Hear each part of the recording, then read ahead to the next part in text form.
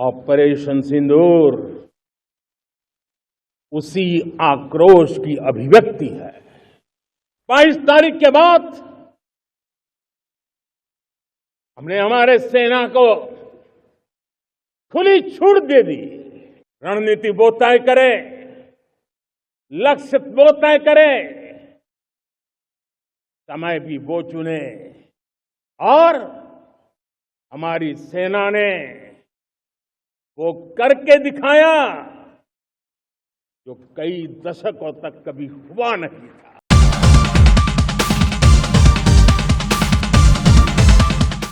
पिछले कुछ दिनों में प्राकृतिक आपदाएं, भूस्खलन, बादलों का फटना, न जाने कितनी कितनी आपदाएं हम झेल रहे हैं। पीड़ितों के साथ हमारी संवेदना है। राज्य सरकारें और केंद्र सरकार मिलकर के बचाव के काम, राहत के काम, पुनर्वसन के काम में पूरी शक्ति से जुटे हुए हैं।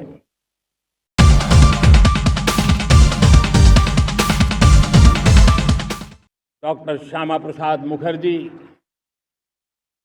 भारत के संविधान के लिए बलिदान देने वाले देश के पहले महापुरुष थे।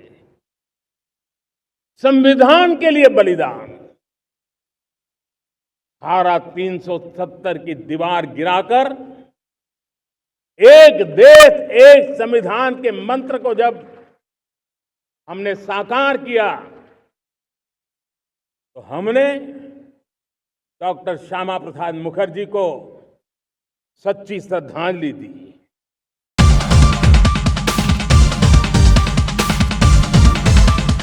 भारत ने तय कर लिया है, खून और पानी एक साथ नहीं बहेंगे।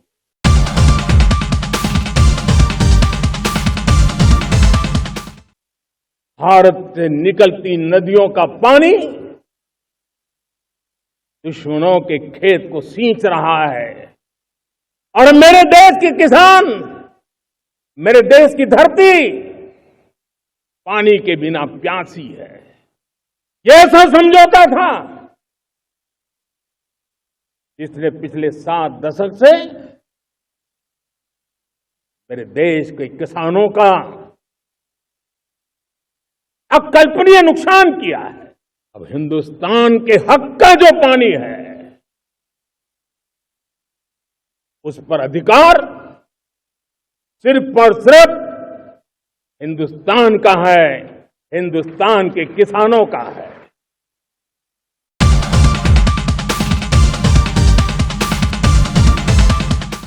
इसी वर्ष के अंत तक मेड इन इंडिया, भारत की बनी हुई, भारत में बनी हुई, भारत के लोगों द्वारा बनी हुई मेड इन इंडिया चिप्स बाजार में आ जाएगी।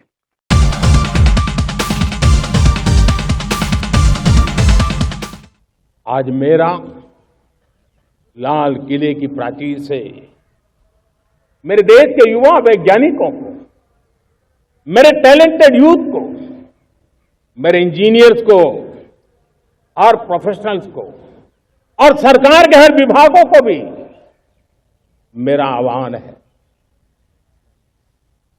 क्या हमारा अपना made in India fighter jets के लिए जेट इंजन हमारा होना चाहिए कि नहीं होना चाहिए?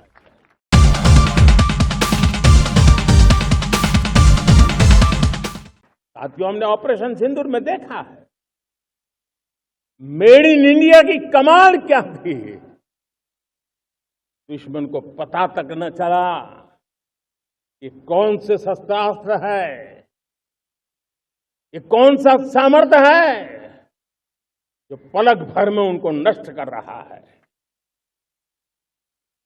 सोचिए, अगर हम आत्मनिर्भर होते न होते तो क्या ऑपरेशन सिंदूर इतनी त्वरित गति से हम कर पाते? और ये पिछले 10 साल से लगातार डिफेंस के क्षेत्र में आत्मनिर्भरता पर हम एक मिशन लेकर के चले हैं, उसके नतीजे आज नजर आ रहे हैं।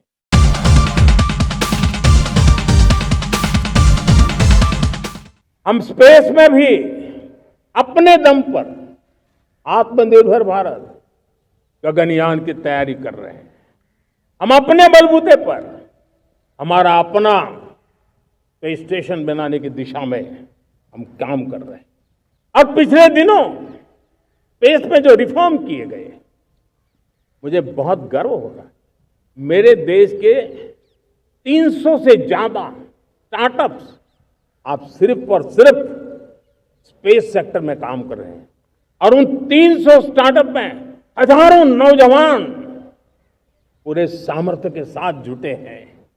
ये है मेरे देश के नौजवानों की ताकत, और ये है हमारे देश के नौजवानों के प्रति विश्वास।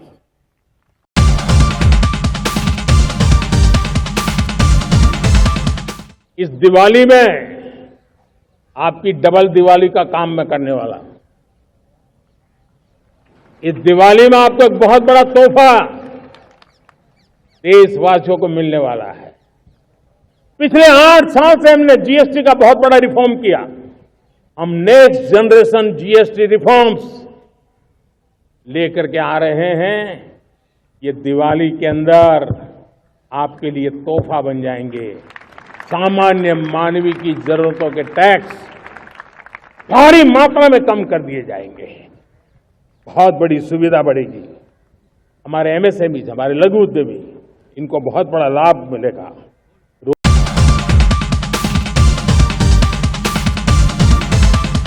मैं बड़े अनुभव से कहता हूं, किसी दूसरे की लकीर छोटी करने के लिए अपनी ऊर्जा हमें नहीं खपानी है। हमें पूरी ऊर्जा के साथ हमारी लकीर को लंबा करना है। हम अगर अपनी लकीर लंबी करते हैं तो दुनिया भी हमारा लोहा मानेगी।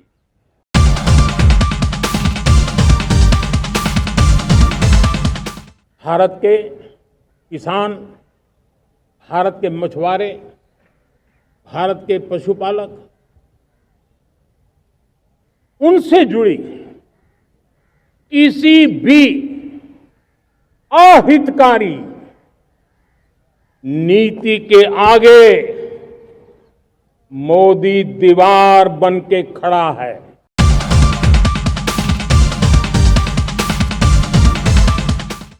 प्रधानमंत्री विकसित भारत रोजगार योजना आज ही 15 अगस्त को लागू हो रही है। ये आपके लिए बहुत खुशखबरी है। इस योजना के तहत निजी क्षेत्र में पहली नौकरी पाने वाले नौजवान को, बेटे बेटी को 15,000 रुपया सरकार की तरफ से दिए जाएंगे। कंपनियों को भी नए रोजगार देने के अवसर जो भी ज्यादा जुटाएगा, उनको भी प्रोत्साहन राशि दी जाएगी। प्रधानमंत्री विकसित भारत रोजगार योजना करीब करीब 3.5 करोड़ नौजवानों को रोजगार के नए अवसर बनाएगी।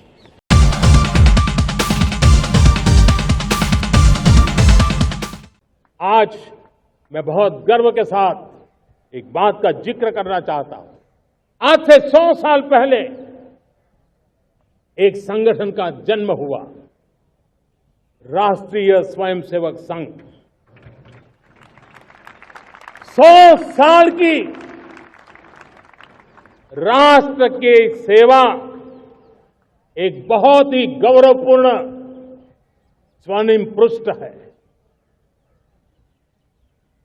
व्यक्ति निर्माण से राष्ट्र निर्माण के संकल्प को लेकर के 100 साल तक मां भारती का कल्याण का लक्ष्य लेकर के लक्षावधि स्वयंसेवकों ने मातृभूमि के कल्याण के लिए अपना जीवन समर्पित किया है। ऐसा राष्ट्रीय स्वयंसेवक संघ दुनिया का ये सबसे बड़ा एनजीओ है। एक प्रकार से 100 साल का उसका समर्पण का इतिहास है।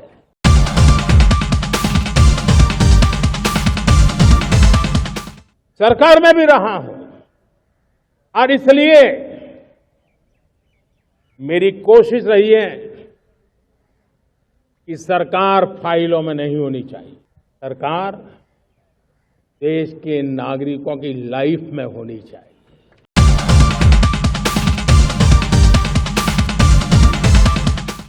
मैं आज देश के सामने एक चिंता, एक चुनौती के संबंध में आगाह करना चाहता हूं। षड्यंत्र के तहत, सोची समझी साजिश के तहत देश की डेमोग्राफी को बदला जा रहा है। एक नए संकट के बीज बोए जा रहे हैं और ये घुसपैठिए मेरे देश के नौजवानों की रोजी रोटी छीन रहे हैं। एक घुसपैठिए मेरे देश की बहन बेटियों को निशाना बना रहे हैं। ये बर्दाश्त नहीं होगा। ये घुसपैठिए भोले भाले आदिवासियों को भ्रमित करके उनकी जमीनों पर कब्जा कर रहे हैं। ये देश सहन नहीं करेगा। और इसलिए मेरे प्यारे देशवासियों, जब डेमोग्राफी परिवर्तन होता है, सीमावर्ती क्षेत्रों में डेमोग्राफी में परिवर्तन होता है, तब राष्ट्रीय सुरक्षा के लिए संकट पैदा होता है। और कोई देश अपना देश घुसपैठियों के हवाले नहीं कर सकता है। और इसलिए मैं आज लाल किले की प्राचीर से कहना चाहता हूं, हमने एक हाई पावर्ड डेमोग्राफी मिशन शुरू करने का निर्णय किया है।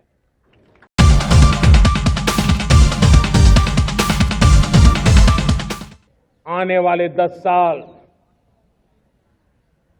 2035 तक मैं ये राष्ट्रीय सुरक्षा कवच का विस्तार करना चाहता हूं, मजबूती देना चाहता हूं, आधुनिक बनाना चाहता हूं। और इसलिए भगवान श्री कृष्ण से प्रेरणा पाकर के हमने श्री कृष्ण का जो सुदर्शन चक्र था, उस सुदर्शन चक्र की राह को चुना है। अब देश सुदर्शन चक्र मिशन लॉन्च करेगा।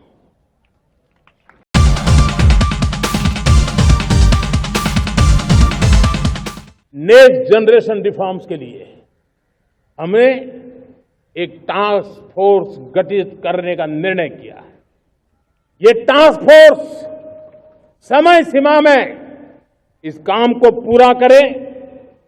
वर्तमान नियम, कानून, नीतियां, रीतियां 21वीं सदी के अनुकूल, वैश्विक वातावरण में अनुकूल और भारत को 2047 में विकसित राष्ट्र बनाने के संदर्भ में नए सिरे से तैयार हो और उसका समय सीमा में अपना कार्य पूरा करने के लिए इस टास्क फोर्स की रचना की है।